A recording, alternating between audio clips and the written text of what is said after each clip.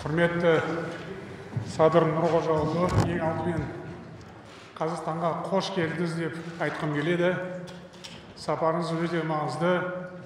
Өзіңіз президент ретінде алғашқы мемлекеттік сапармен Қазақстанға келіп отырсыз. Бұл Қазақстанға деген үлкен құрмет деп есептейміз. Сапарыңыздың рөлі, мағынасы айрықша деп айтуға болады. Себебі бұл сапар екі еліміздің арасындағы қарым-қатынасқа үлкен серпін береді деп сенеміз. Шын мәнінде сапарыңыздың бағдарламасы кең ауқымды.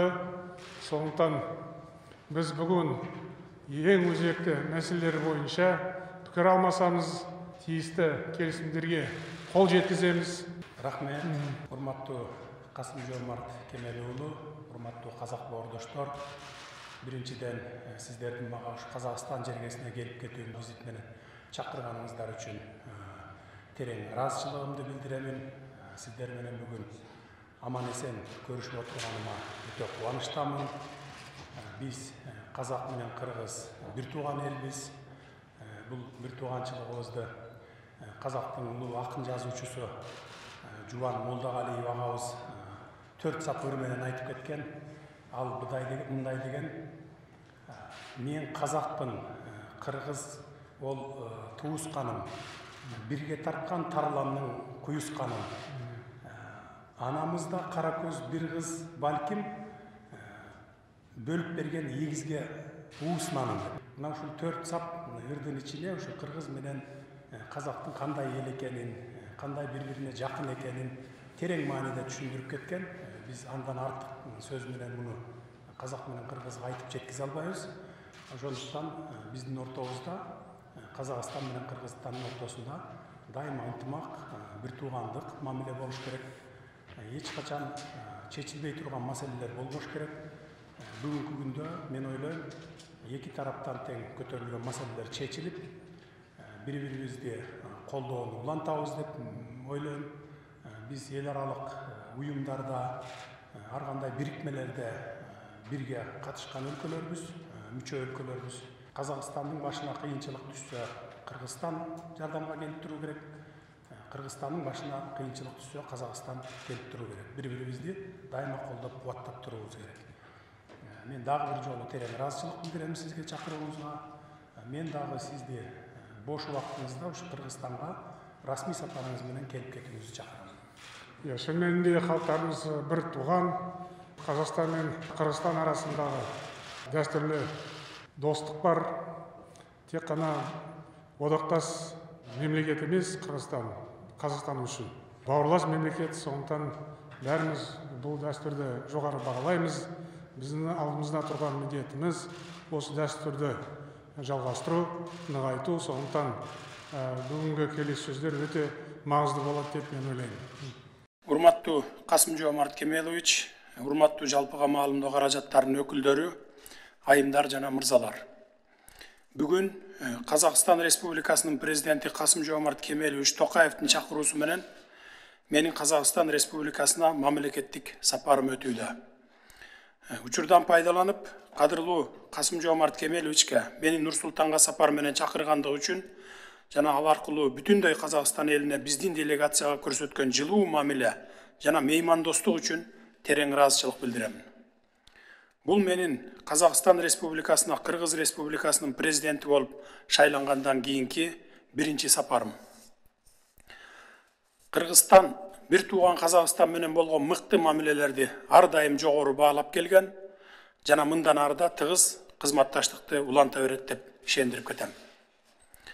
Мен Кыргыз Республикасынын башчысы катары биздин элдерибиздин кызыкчылыгына жооп берген бардык тармактарда кыргыз-казак мамилелерин мындан ары дагы бекемдөөгө жана өркүндөтүүгө бүт күч аракетимди жумшаймын. Дүйнөлүк коронавирустук пандемияга жана Кыргызстандагы былтыркы октябрь окуяларына карабастан биздин өлкөлөрдүн ортосундагы кызматташуунун динамикасы сакталып калды. Бир тууган Казакстандын колдоосун толугу менен сездик. Мен Казакстан элине жана анын жетекчилигине Кыргызстандын элине азык-түлүк жана медициналык шаймандар түрүндө көрсөтүлгөн гуманитардык жардамдар үчүн терең разычылығымды білдіремін. Уважаемые представители средств массовой информации, сегодня с президентом Республики Казахстан мы обсудили широкий спектр актуальных вопросов кыргызско-казахстанского сотрудничества практически по всем направлениям, достигли важных для обеих стран договоренностей и приняли ряд решений. Особое внимание мы уделили дальнейшему развитию и углублению союзнических отношений и стратегического партнерства между нашими государствами, взаимодействию в интеграционных и международных объединениях. Я также пригласил Касым-Жомарта Кемеловича посетить Кыргызстан с ответным визитом в любое удобное время. Большие надежды в продвижении национальных интересов двух стран и народов мы возлагаем на Кыргызско-Казахстанский высший межгосударственный совет, межпарламентский совет и межправительственный совет, проведение очередных заседаний, которых запланировано в ближайшую перспективу. Казахстан является одним из основных торговых партнеров Кыргызстана и занимает 3-е место, уступая по показателям только России и Китаю. Мы договорились, что будем и дальше наращивать взаимную торговлю, создавая необходимые для этого условия. В ходе переговоров мы обсудили вопросы культурного сотрудничества двух родственных народов, имеющих общие исторические, культурные и языковые корни и традиции. В этом году в Кыргызстане пройдут Дни культуры Казахстана, а в 2022 году Дни культуры Кыргызстана в Казахстане. Мы также обменялись мнениями по региональной и международной повестке, который представляет взаимный интерес. Наметили совместные действия в формате многостороннего сотрудничества, обсудили вопросы взаимодействия в рамках ЕАЭС. В целом, я хочу подчеркнуть, что кыргызская сторона удовлетворена итогами состоявшихся переговоров с высшим руководством Казахстана и отмечает поступательный характер нашего сотрудничества. Вместе с тем, нам предстоит еще многое сделать. Для этого у нас есть желание, стремление и политическая воля динамично развивать взаимовыгодное и плодотворное сотрудничество с братским Казахстаном по всем направлениям. Благодарю за внимание. Энергетика министрі Нурлан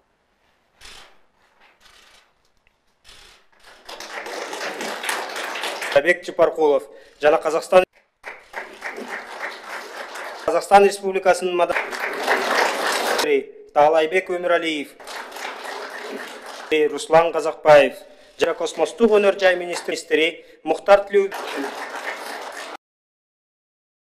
Құрметті Садыр Нұрғожаұлы, қадірлі Қырғыз делегациясының мүшелері, ең алдымен бауырлас қазақ еліне қош келдіңіздер деп айтқым келеді. Сізді Қырғыз Республикасының президенті лауазымына кірісуіңізбен тағы да құттықтаймын. Сіздің сапарыңыз өте маңызды, мағынасы айрықша деп айтуға болады. Сондықтан бүгін көптеген өзекті мәселелер бойынша келіссөздерді өткіземіз, тиісті келісімдерге қол жеткіземіз деп үміттенемін.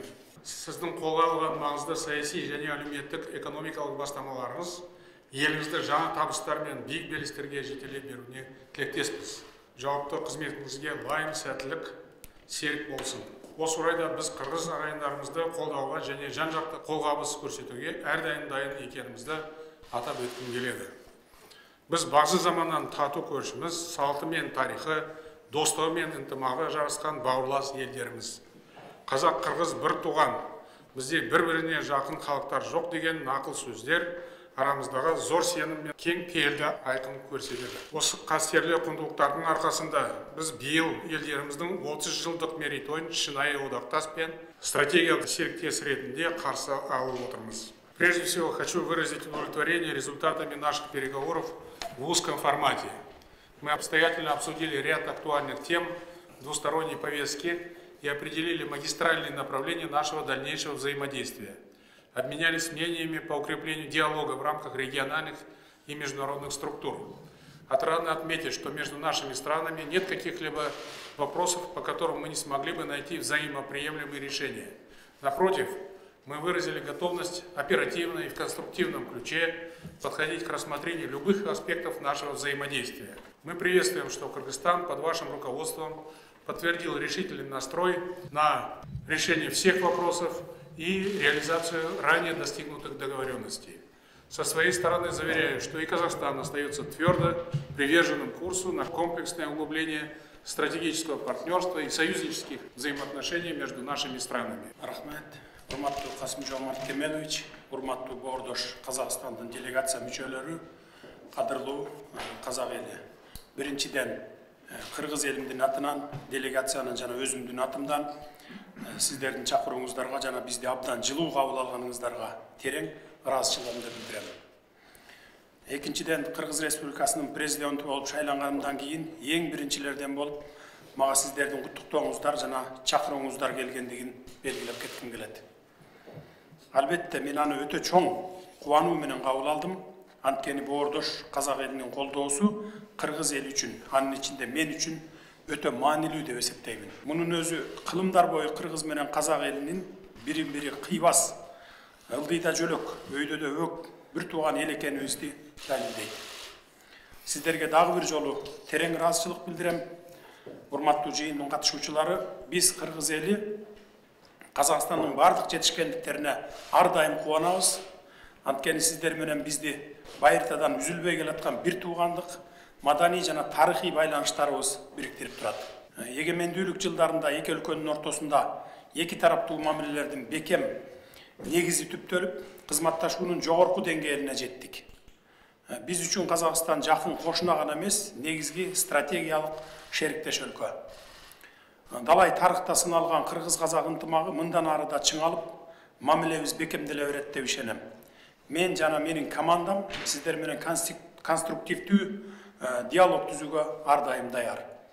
Кыргыз Республикасы эки элдин бакубат турмуш үчүн Казакстан менен көп кырдуу кызматташууну тереңдетүүгө багытталган сырткы саясатын активдүү улантат деп дагы бир жолу ишендирип кетем. Уважаемые участники заседания, в первую очередь хотел бы поздравить по случаю успешного проведения 10 января текущего года очередных выборов депутатов Мажилиса, парламента и маслихатов Республики Казахстан. Уверен, что итоги выборов послужат дальнейшему развитию экономики и достижению поставленных целей на благо процветания дружественного Казахстана. Отрадно отметить достижения Казахстана в борьбе с коронавирусной инфекцией, преодолении экономических последствий пандемии COVID-19. Успешно реализуются планы правительства Казахстана, направленные на защиту жизни и здоровья граждан, а также поддержание социально-экономического положения в стране. В период пандемии коронавирусной инфекции между нашими странами сложилась положительная практика конструктивного сотрудничества в вопросах предоставления помощи гражданам Кыргызстана. В первую очередь в их возвращении из других государств на родину. Выражаю признательность руководству и народу Казахстана за оказанную гуманитарную помощь народу Кыргызстана в виде продовольствия и медицинского оборудования. История взаимоотношений наших братских народов имеет многовековую давность. Мы вместе гордимся Токтогулом и Джамбылом, Чингизом Айтматовым и Мухтаром Авьезовым. Вместе чествуем 175-летие Абая Кунанбаева. В 2021 году в Кыргызстане пройдут Дни культуры Казахстана в Кыргызстане, а в 2002 году в Казахстане пройдут уже Дни культуры Кыргызстана. Также в текущем году наша страна отмечает 30-летие независимости, и мы сердечно поздравляем друг друга с этой важной и знаменательной датой. Уважаемый Касым-Жомарт Кемелевич, уважаемые участники встречи, сегодняшние переговоры традиционно проходят в духе союзнических отношений и стратегического партнерства, которые характеризуют взаимоотношения между нашими государствами. На встрече в узком формате мы с уважаемым Касым-Жомарт Кемелевичем затронули ряд важных вопросов двустороннего сотрудничества, взаимодействия наших стран в рамках региональных и международных организаций. Хочу заявить, что между нашими странами нет никаких политических противоречий. При этом имеется четкое понимание того, что совместными усилиями мы обеспечим дальнейшее наращивание комплекса двусторонних и многосторонних связей для упрочения региональной стабильности и безопасности. В рамках данного визита планируется принятие совместного заявления, а также подписание ряда двусторонних документов. Выражаю уверенность в том, что сегодняшние переговоры поднимут наши межгосударственные отношения на новую качественную ступень развития, а кыргызско-казахстанские стратегические и союзнические отношения будут и далее углубляться и расширяться. Убежден, что вместе мы придаем к полному взаимопониманию по всем имеющимся вопросам кыргызско-казахстанской повестки дня. Уважаемый Касым-Жомарт Кемелевич, приглашаю вас посетить Кыргызские республики с ответным визитом в любое удобное для вас время.